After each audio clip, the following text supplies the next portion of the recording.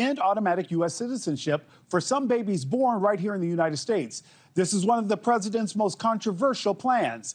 Thursday's hearing was the first major test since the Supreme Court ruled against the use of nationwide injunctions over the president's executive actions. So why this new federal ruling?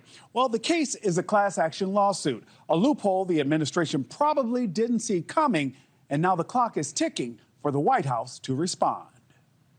Today, this court slammed that door shut. After certifying a class action lawsuit against the Trump administration, a federal judge in New Hampshire is blocking enforcement of President Trump's executive order, one aimed at ending birthright citizenship for babies born in the United States to undocumented immigrants or holders of temporary visas. This is going to protect every single child around the country from this lawless, unconstitutional, and cruel executive order. The ruling covers every child born after February 20th, the day after the order was signed. But the nationwide block doesn't apply to parents, and the White House has 7 days to appeal. Hands off!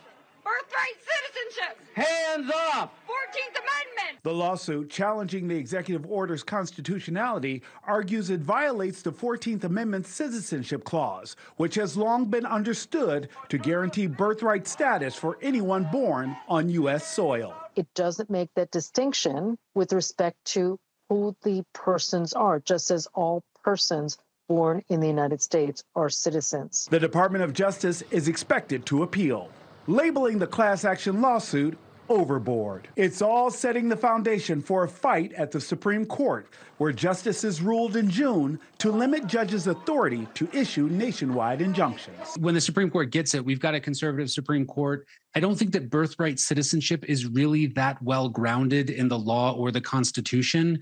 And I imagine that the Supreme Court is probably going to toss out birthright citizenship based on its current composition.